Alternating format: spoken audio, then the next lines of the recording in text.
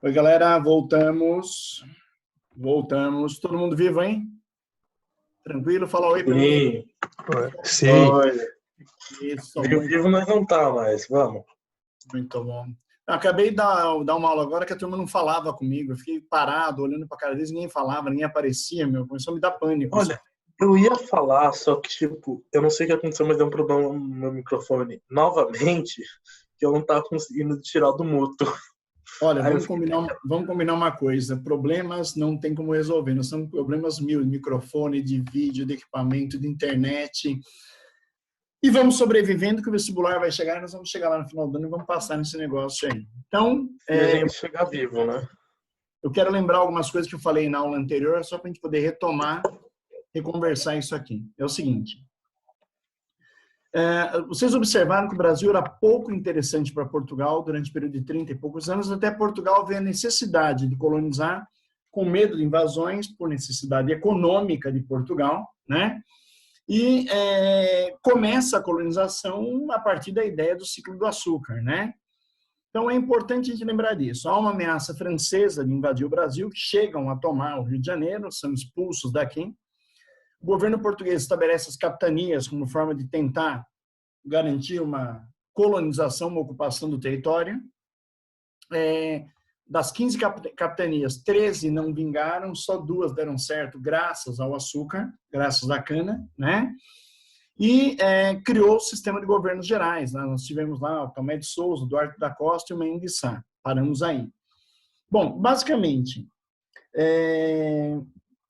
um quarto governo geral, vamos chamar de quarto governo geral, porque o Brasil vai ser dividido em 2. Né? Nós vamos ter o Estado do Brasil e o Estado do Grão-Pará e Maranhão. Né? Então, nós vamos acabar dividindo o Brasil em 2 para tentar a colonização. A pergunta é, por que isso nunca dá certo? Por que isso nunca funciona? Porque não há investimento. O governo português colocou capitanias, tentou salvar com os governos gerais, tentou agora dividir o governo em 2 com a ideia de 2 Brasis, né? Um com a capital na Bahia, outro com a capital no Rio de Janeiro.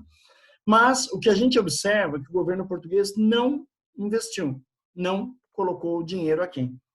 E essa falta de investimento se explica por quê? Portugal tinha pouco dinheiro, Portugal, o que tinha para investir, e a burguesia portuguesa tinha, era investido no Oriente, né? E, em determinado momento, Portugal se vê com a necessidade de colonizar o Brasil, porque o Brasil seria tomado, seria invadido, seria ocupado ali, né? E por isso que ele tenta, de alguma maneira, fazer o início do processo de ocupação. Bom, eu quero lembrar a ordem. Primeiro as capitanias, depois governos gerais, agora a divisão em 2 governos do Brasil. É importante lembrar do poder local dos homens bons, que são os caras das câmaras municipais, os latifundiários que aparecem ali, e lembrar que a lei no Brasil é sempre uma ordenação real, uma lei que vem do rei de Portugal para ser implementada aqui, seja na época das capitanias, do governo geral ou da divisão do Brasil em 2 governos, como vocês estão vendo aí, ok? Bom, vamos lá. O que vai acontecer aqui, para a gente poder entender um pouco da lógica, né, do período, é que nós olhamos para o Brasil e pensamos assim, ó, olhando para o quadro aí, por favor, acompanhem junto comigo. 1503, exploração do pau-brasil, a questão do escambo, da troca de mão de obra, do monopólio do rei, do controle, sem ocupação territorial, sem colonização, ok? Colonização começa em 1530, 32, com São Vicente e com a lavoura de açúcar na região. Essa lavoura de açúcar vai chegar ao Nordeste, Pernambuco, né, região que tem o solo fértil, o solo massapé, um clima perfeito ali. A escravidão indígena é substituída por uma escravidão negra, e aí a justificativa, por favor, use sempre a justificativa do alto valor comercial do tráfico negreiro, né, de um produto, infelizmente temos que tratar assim, o negro, que tinha um alto valor comercial. A igreja protegia o indígena, o Estado acaba abrindo mão da escravidão, tratando esse índio como quase que, com o passar do tempo, quase que um subordinado ao rei, um súdito do rei de Portugal, né? E o negro passa a ser a mão de obra predominante no Brasil no ciclo do açúcar. Lembrando que, paralelamente, eu tenho o algodão tabaco e a pecuária, que vão aparecendo aqui no Brasil no período. O algodão atendia o interesse inglês, na época. O tabaco era usado como moeda de troca na escravidão junto com o aguardente. E a pecuária era fruto do trabalho do quê? Do açúcar, né? Lembra que no engenho de açúcar eu tenho um único trabalhador livre, que é o vaqueiro, né? E esse vaqueiro toca o gado, faz a pecuária para o mercado interno, não para o mercado externo. E somente lá no final do século XVII nós vemos o quê? Economia mineradora, economia do ouro. Então você percebe que o açúcar aparece no XVI, sobrevive até o século XVII, né? E principalmente durante a permanência holandesa, a invasão holandesa aqui no Brasil. Beleza? Então vamos dar uma olhada aqui. Bom, cada ciclo econômico, vamos retomar. Pau-brasil servia como corante, havia o estanco, que era o monopólio do rei sobre a madeira, havia o escambo, que era a troca de mão de obra. Quando a madeira esgota no nosso litoral, se vê pelo mapa, que é um esgotamento da produção de madeira lá no século XVI ainda, né, nos 30 anos iniciais da colonização, o Brasil começa um processo de ocupação e começa um processo de colocar a ideia do açúcar como produto de alto valor econômico aqui no Brasil, que junto com a escravidão vão render lucros milionários para quem produz naquele período ali, ok? Bom, vamos lá. Ciclo do açúcar. Então, vamos começar por aqui para a gente não se perder. Portugal já produzia açúcar no litoral da África, já produzia açúcar nas ilhas de Açores e Madeira, desculpem, trouxe a experiência aqui para o Brasil, começou a produzir aqui. O Nordeste se tornou um ponto-chave para isso, por quê? Porque o solo massapé era favorável, o clima ajudava muito, o clima tropical, né? O produto tinha um valor muito alto, né? Um apelo muito grande dentro do mercado europeu, né? E Portugal não dispunha de capital muito grande para investir. Então, ele colocou na mão de quem? Primeiro, dos donatários de capitanias, depois na mão dos senhores de engenho, que receberam sesmarias, terras e foram produzir o açúcar ali. Para que funcionasse, presta bem atenção, a gente tem que ter um suporte holandês, um acordo com a Holanda. Então, existe uma parceria lusa-flamenca. Quando eu olhar o termo Flamengo, eu estou falando de holandês, né? Então, os holandeses, batavos, o pessoal de Flandres, que é a atual Bélgica, que pertencia àquele território da Holanda na época, eles vão ser os parceiros na produção de açúcar. Então, eles vão transportar, distribuir, financiar e, principalmente, né, fazer o quê? O refino do açúcar, que não era domínio dos portugueses, mas domínio de quem? Dos holandeses naquele período ali. Então, é importante a parceria com a Holanda. As companhias holandesas vêm para o Brasil, fazem todo o processo de financiamento, transporte, refino do açúcar, e o Brasil entra com a terra e a mão de obra escrava que existia aqui, ok? E aí o ciclo do açúcar se desenvolve de certa maneira. Bom, os índios foram escravizados no primeiro momento ali, né? Depois substituído pelos negros. Lembra que a escravidão indígena, ela vem logo no início do período colonial. Os índios acabam fugindo para o interior do Brasil, saindo do litoral e fugindo em direção ao interior, dificultando o apresamento, dificultando, né, a escravidão. A igreja chega com o ideal de salvação desse índio, né, a catequese, e a partir dos anos 50 do século XVI, nós temos a chegada de quem? Negros, bantus, sudaneses e malês. Quer dizer, negros que vinham de várias regiões da África para ser os pés e as mãos dos senhores de engenho, ou seja, trabalharem para eles ali, né? Bom, escravidão tinha uma relação com o trabalho assalariado? Muito pouco. Por quê? A base do trabalho no Brasil era escravista. O Brasil era um país de plantation. Então, era uma monocultura, o latifúndio, o modelo agroexportador e a mão de obra escrava. Poucos elementos eram livres. Você pode ver que no engenho de cana, o elemento livre é o vaqueiro, que é o cara que conduzia o gado, tocava o gado, levava o gado para as áreas de pastagem, para as áreas onde você vai ter o sal, né? Onde você tinha lá os lambedouros de sal para o gado engordar. Então, você tem a figura do vaqueiro que tinha lá uma renda e era um trabalhador livre. Mas, geralmente, não. Geralmente, era uma mão de obra escrava, primeiro indígena, negra, ou as duas, ao mesmo tempo, convivendo ali. Ok? Bom, vamos continuar aqui. Bom, a escravidão lutou, houve uma luta dos escravos contra a escravidão. Esse negro podia fugir, esse negro podia lutar, esse negro podia cometer o suicídio, esse negro poderia matar os filhos do nascimento. Eram formas do negro que conseguir uma luta dentro da sociedade escravista. Então, a fuga, né, o ataque, né, o suicídio, o infanticídio era comum para aquilo, né? E a gente percebe que também vai havendo uma sincretização de cultura. A cultura africana que chegou, a cultura cristã que estava se consolidando aqui, a cultura indígena que já existia, foram o quê? Se fundindo, criando um sincretismo, né?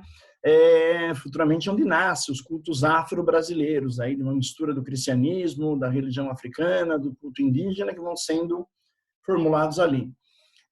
O surgimento dos quilombos, que eram núcleos onde os negros fugitivos se reuniam, né? Levavam para lá negros, lá também tinham índios, também apareciam homens brancos que fugiam da lei, mas a grande maioria do quilombo era formada por negros. O quilombo mais famoso, o quilombo de Palmares, né? O quilombo de Gangazumba, o quilombo de Zumbi, os Palmares ali, né? Bom,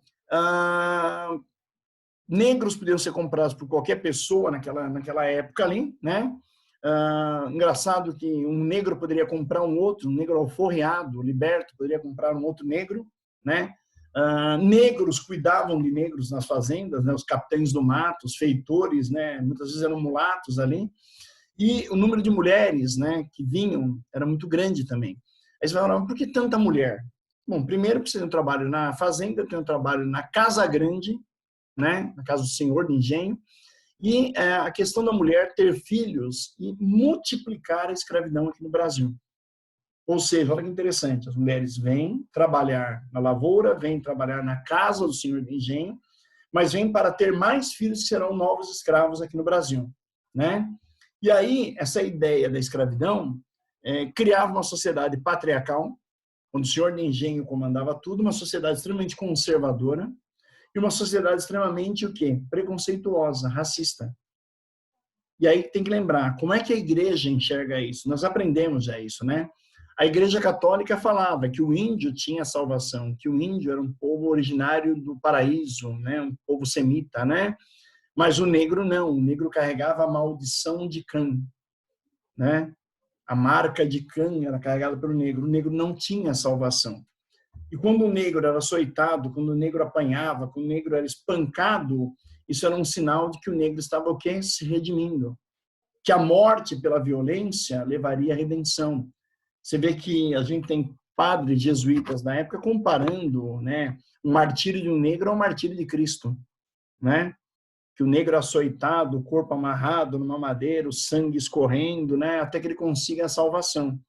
Então, é engraçado que a própria Igreja Católica cria uma justificativa ideológica para a violência e para a escravidão contra o negro, né? Dentro dessa sociedade que eu falei, patriarcal, conservadora, extremamente o quê?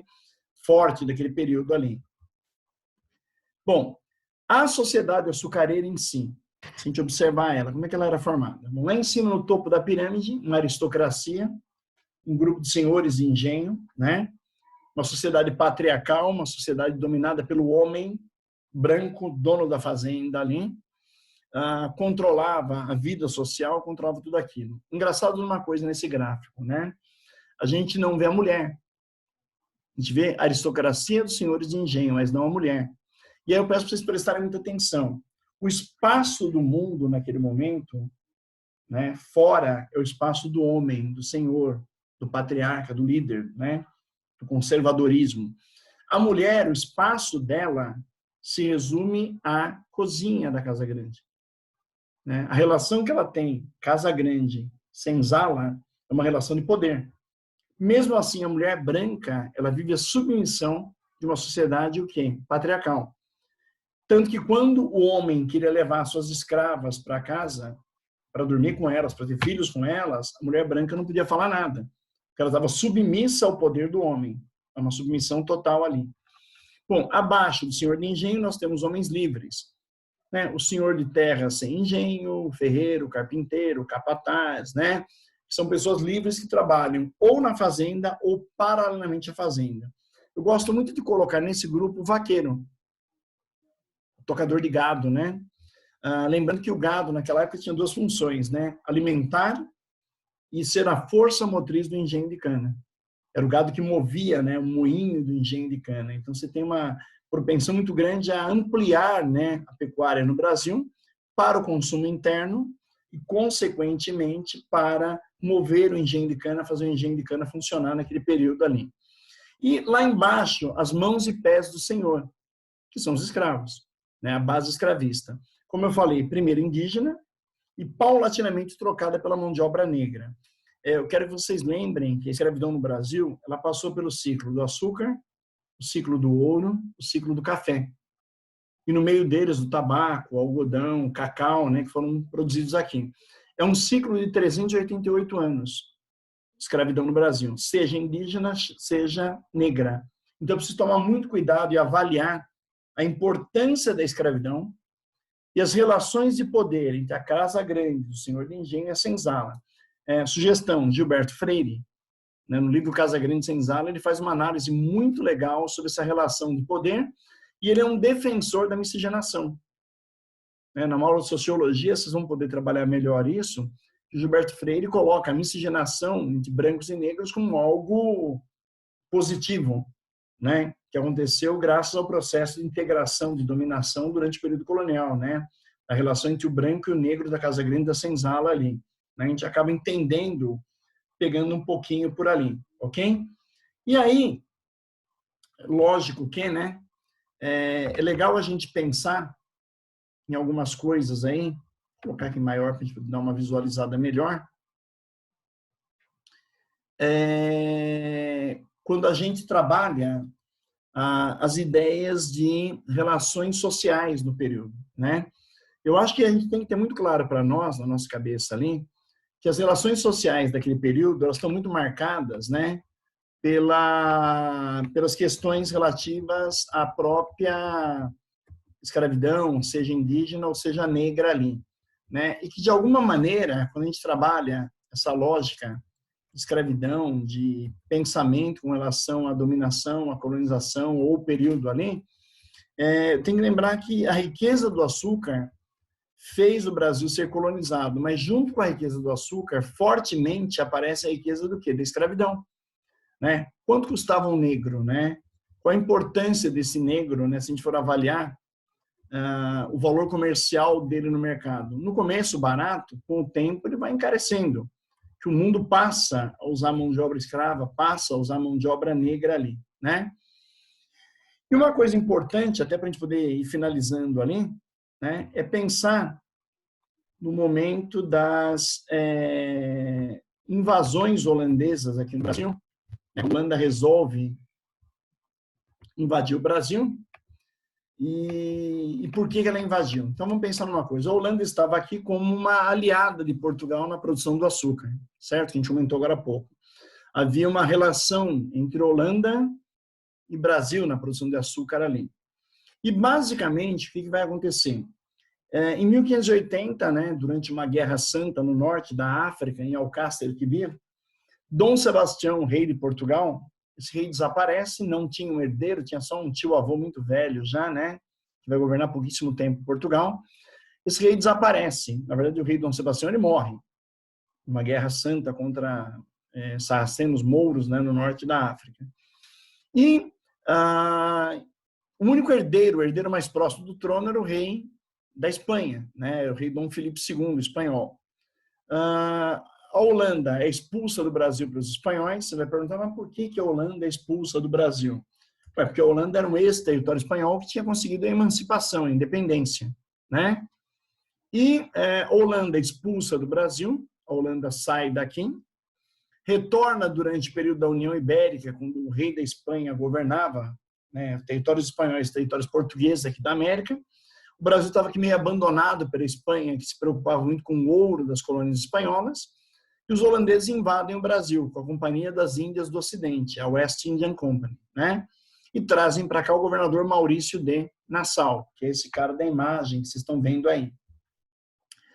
O Nassau faz investimentos enormes, traz artistas, traz estudiosos, melhora os engenhos, constrói a cidade de Maurícia, que é a cidade de Recife, cria uma cidade no padrão europeu, no padrão moderno de construção, uma cidade-porto, uma cidade muito parecida com Veneza, aliás, o apelido de Recife, né, a Veneza brasileira, né?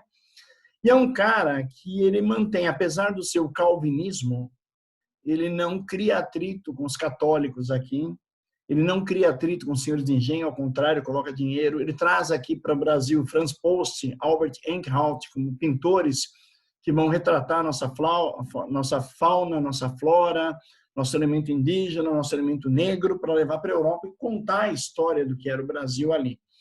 O governo de Nassau é um governo extremamente interessante. Por quê? Porque é o auge da produção de açúcar no Brasil, com os investimentos trazidos por quem? Por ele, durante a dominação holandesa no Nordeste do Brasil. É quando o Brasil tem o Brasil holandês, que nós falamos ali, né? E, infelizmente, né, pela ânsia do investimento em Nassau, pelo desenvolvimento que ele criou, o Nassau é acusado pela Companhia das Índias de estar indo contra o objetivo mercantilista. Nassau não buscava, naquele momento, o lucro imediato. Nassau estava fazendo obras que levavam a crer que eram de caráter pessoal, não para a companhia, e a companhia acaba demitindo Nassau. A demissão de Nassau gera uma revolta em Pernambuco, né?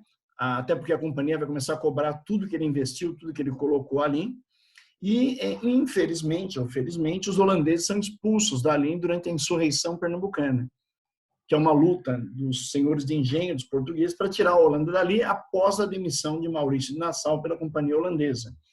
Então, nós temos um período conturbado, né, onde você observa o choque entre Nassau e os interesses da Companhia das Índias, a demissão dele, a revolução em Pernambuco, a insurreição pernambucana contra a WC, com as batalhas dos Guararapes, e a expulsão definitiva da Holanda do Brasil.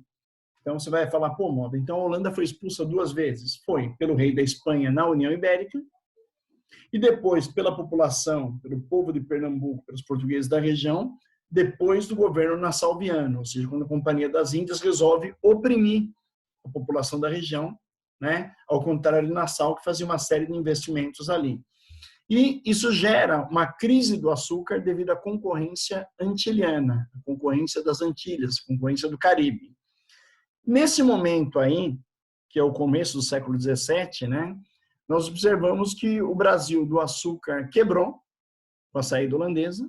O Brasil não conseguiu competir com o açúcar produzido pela própria Holanda na região do Caribe, das Antilhas. E nós temos uma crise violentíssima, né, pós-União Ibérica, pós-final do quê? O período da União Ibérica, do governo, né, de Filipe II, Filipe III e Filipe IV da Espanha. E, consequentemente, né, nós vemos o Brasil fazer uma aliança com a Inglaterra que nós chamamos de, nós vamos estudar daqui a pouquinho, o Tratado de Panos e Vinhos, que era um acordo para tentar salvar a economia portuguesa após o período do quê? Da União Ibérica e dessa perda de dinheiro do açúcar graças à saída holandesa, expulsão holandesa aqui do Brasil, certo? Nós temos, claro, na nossa cabeça que o período colonial brasileiro entra em colapso na sua produção açucareira nesse período aí, ok? Bom, agora o que eu precisava de vocês é o seguinte, nós demos uma encerradinha ali. Galera, dúvidas que apareceram, por favor, durante a aula que vocês anotaram aí, para mim poder responder alguns questionamentos de vocês, tirar algumas dúvidas aí, por favor, me dá um alô aí, a gente vai tirando as dúvidas. Vamos lá? Fred? Tem pergunta? Tem algum motivo para só a Holanda saber como fazer isso? Só a Holanda. Tem, sim. É assim, o açúcar, a gente sabe que é de origem árabe, né? O açúcar veio para a África e acabou chegando nas ilhas de Açores e Madeira, em Portugal. Com o passar do tempo, ele se torna um produto extremamente valioso. Os holandeses que viviam, na verdade, né, numa monarquia que não era absolutista, era quase como uma monarquia burguesa, a Holanda, né? Eles acharam uma oportunidade. Só que o clima holandês não favorecia. Então, a Holanda foi produzir o açúcar de beterraba no seu território. E aí, para atender o interesse da alta nobreza europeia, tinha que ser um produto refinado, um produto de alto valor.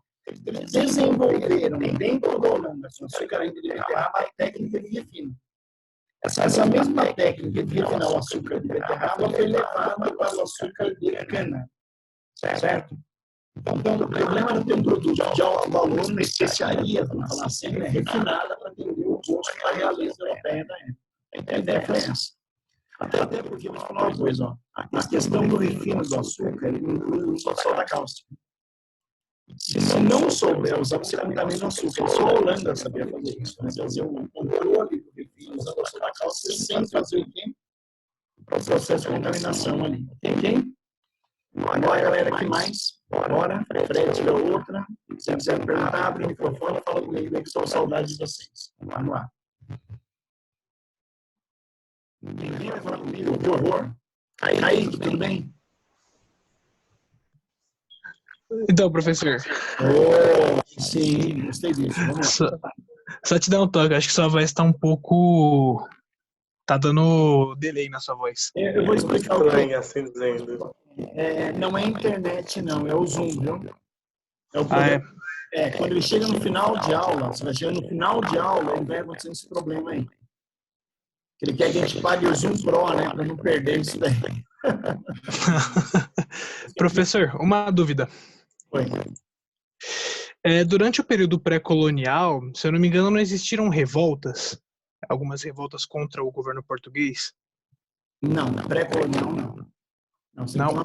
Não, porque assim, no período pré-colonial você não tem colonização no Brasil. Então, não havendo ocupação, não havendo colonização, a única revolta que você tinha aqui era indígena atacando o pessoal que vinha para o Brasil. Né? Uhum. O que você vai ter, na verdade, você lembrou, só que está um pouco fora do período. Pós-açúcar, antes do ouro, ou durante o período do ouro, revoltas nativistas. Tá. Que nasceu no Brasil e que vai combater o interesse colonial português aqui no Brasil. Certo? Mas lá no século XVII, no final do ciclo do açúcar, início do ciclo do ouro. Nós vamos demorar um pouquinho para chegar. Não muito, mas vai demorar um pouquinho ainda. Tá bom? Ok, obrigado. Maravilha. Meninas? Professor? Oi. Em relação às drogas do sertão, é nesse período? Então, drogas do sertão vai entrar no bandeirantismo. Século XVII, ação dos bandeirantes aqui de São Paulo, caçando índios, buscando escravo fugitivo, procurando minério e procurando drogas do sertão na região norte do Brasil. Então ainda não chegou, não. Nós vamos chegar nela aí quando a gente for falar dos bandeirantes. Ok? Ah, tá. Tá perto também. Então, mais umas 3, 4 aulas estamos chegando lá. Terceiro ano voa. E a título de vestibular? Você considera isso muito importante, assim, no nível de escala tipo de 0 a 10? Esse assunto que nós trabalhamos hoje, Isso. ele é fundamental. Porque nós estamos discutindo 3 coisas ao mesmo tempo. Discutindo economia, discutindo sociedade, discutindo política. Então, por exemplo, quando você fala de sistema colonial, capitanias hereditárias, governos gerais, câmaras municipais, é a política. Quando você fala em escravidão, indígena ou negra, é a sociedade, a casa grande, senzala, a relação de poder. Quando você fala em açúcar, né, Brasil ganhando dinheiro, Holanda ganhando dinheiro, ciclo do açúcar, ciclo do pau-brasil, economia. É a base de todo o processo econômico aqui. Só falta, para fechar o processo aí, para você ter uma ideia, só falta o ouro. A gente falar do ciclo do ouro, a gente fecha o processo inteiro ali, ok? Ok. E mais uma dúvida sobre a escravidão indígena e a escravidão negreira na América Espanhola e na América Portuguesa. Se os dois países são de matrizes católicas, por que a América Espanhola adotou a escravidão indígena? Boa pergunta. Veja bem, a Igreja Católica, ela não está, na realidade, defendendo ou criticando a escravidão. Ela está apenas o quê? Dando argumento para que seja feita a escravidão ou não. Então, um exemplo, na América Espanhola, a Igreja Católica não protegeu o índio como nós pensamos. Né? A Igreja Católica falou, olha, mão de obra indígena está aí, sirva-se dela, pela mita ou pela encomenda. Só que a Igreja Católica proibiu o casamento de brancos com índios. A miscigenação, ela é proibida na América Espanhola. Quando eu pego a América Portuguesa, engraçado isso, né? Eu protejo o índio, não protejo o negro, porque Portugal tem uma disponibilidade de mão de obra negra muito grande que vem da África, né? E esse índio, para mim, passa a ser objeto do quê? Da catequese. Então, na verdade, não é questão de proteger ou não proteger, é o argumento que você usa para justificar uma questão econômica, de uso de mão de obra ou de não uso de mão de obra. Ok? Ok. Maravilha. O que mais, gente? Kaique, vai falar? Professor, eu queria tirar uma dúvida, não sobre essa aula. Eu queria tirar uma dúvida sobre o que você passou de reforma protestante. Eu fui fazer o TC e eu queria saber o que significa, o que são os anabatistas, que eu não entendi. A própria palavra fala, não batizado em nenhuma igreja. Eu quero que não aceita o batismo de nenhuma fé. Eu acredito em Deus, mas eu nego o batismo em alguma igreja. Eles eram perseguidos pelos católicos naquele período. Criticavam a igreja e eram perseguidos naquele período. Ok, obrigado. Maravilha. Meninas, falem comigo, eu estou com saudade da voz de vocês. Luaninha. Oi. Tô quietinha, a Luana, a Beatriz, a Júlia, a Fabiana, todo mundo se fingindo de, né? Tá tudo bem aí, galera? Tá sim. Tá bom. Eu vou pedir um favor para vocês. Ó, o tempo da aula vai encerrar daqui a pouquinho, eu vou fechar ela, tá? Se surgir mais alguma dúvida no meio do caminho, encaminha para mim por e-mail ou pelo WhatsApp, tá? Eu respondo, se eu não responder na hora, demorar um pouquinho, não esquenta a cabeça, que eu estou atendendo 1 milhão de alunos, né? E a gente está fazendo o dobro do trabalho, 1000 vezes a sala de aula do que isso aqui, viu, gente?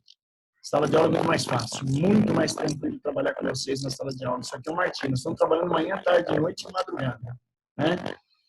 Então, formulem as perguntas que vocês tenham, passem para mim, por favor, tá? Ou pelo WhatsApp ou por e-mail, e eu vou tirando as dúvidas que ficarem pendentes aí. Tudo bem?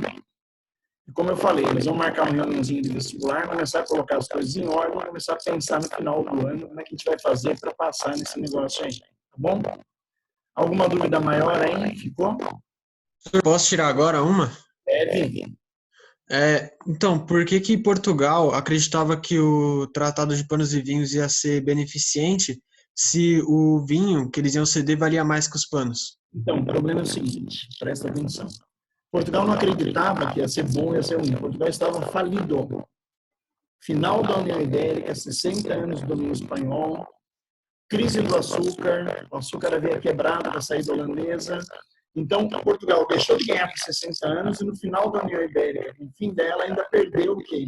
A técnica do refino e investimento holandês aqui. Então, foi uma espécie de, olha, é o que temos para hoje, né? Fazer um acordo com a Inglaterra para ser o quê? Beneficiado ou, na verdade, prejudicado pelo tratado. Os panos ingleses passam a ter um valor muito alto, ao contrário dos vinhos, né, de Portugal, que Portugal tinha ali.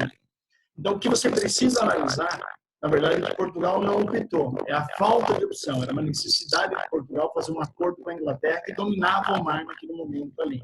Controlava o mar naquele momento. Eu não sei se vocês chegaram na frente 2, andaram na frente 2, não é muito, mas a frente 2 de vocês tem a reforma, tem a Renascimento, a Reforma e a Contra-Reforma, e já tem o absolutismo francês e inglês, certo? Exato.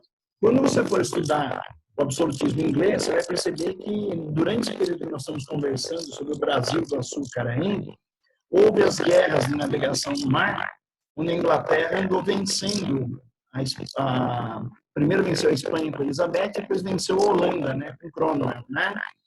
E a Inglaterra passa a ser dona do comércio marítimo, passa a ser dona da riqueza naquele momento ali, né?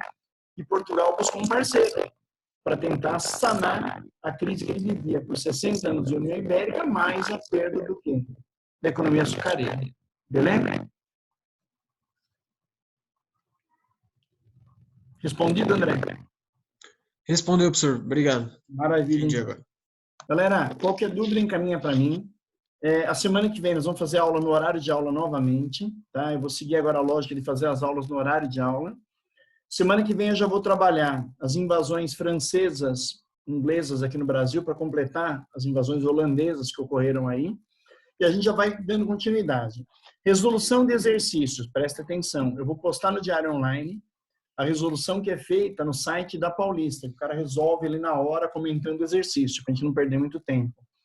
Tentem fazer o exercício, depois dêem uma observada na resolução lá, tá bom? Muita saudade de vocês, beleza? Muita falta de estar com vocês aí. Faz bem estar com vocês. Ficar em casa, meu, é um terror. Para mim, eu tenho certeza que para vocês também. Essa falta do ambiente social faz muita falta para a gente. Nós vamos corrigir isso, deixar tudo em ordem. No final do ano, vamos bombar nesse vestibular aí, tá? Eu confio demais em vocês, tá? Descansem, façam o que eu pedi aí. E quarto que vem, tá junto novamente, beleza? Última pergunta aí para alguém, por favor. Fala, Fred, manda. Bombar não tinha um sentido pejorativo, tipo, se ferrar no vestibular? Como é que é isso? Bombar. Não tinha um sentido meio... Não, bombar no vestibular é arrebentar o vestibular. Não vai pelo lado negativo, cara. Se for pro lado negativo, bombar, tomei bomba, reprovei. Não é isso. Vamos arrebentar esse vestibular aí. Tá louco? Você acha que eu vou chegar para você e falar assim, ô, Fredão, você vai se ferrar no vestibular? Claro que não, nós vamos estar juntos aí, vamos passar nisso daí. Quem está aqui agora? Assim, vai falar isso assim. Quem está aqui agora, tá, é o pessoal que está muito interessado nisso. Tinha 20 alunos, tem 19 agora, participando da reunião. Cara, a concorrência já acontece agora. De uma sala que tem 40 e poucos, você tem 20 numa reunião, quer dizer, 20 já estão deixando de lado, é isso? Tem que analisar matematicamente isso. Olha que eu sou de humanas, a minha conta não é matemática, tá? Então, por favor, comece a observar isso. Tem aluno em casa faz um mês dormindo, cara. E tem aluno em casa faz um mês trabalhando. Fred, dormir no horário e trabalhar no outro não tem problema nenhum. Agora, dormir o tempo inteiro e achar que tá de férias, aí o bicho pega, né? Beleza? Galera, 2 minutos, vou encerrar essa linha aqui. Qualquer dúvida, contacte, por favor. Manda um recado e a gente conversa, beleza? Tchau, tchau. Fiquem com Deus. Essa aula vai estar publicada no YouTube. Vocês podem dar uma olhadinha lá para dar uma repassada na aula. Beleza? Beleza. Tchau, gente. Tchau. Tchau, até a próxima. Tamo junto aí. Tchau.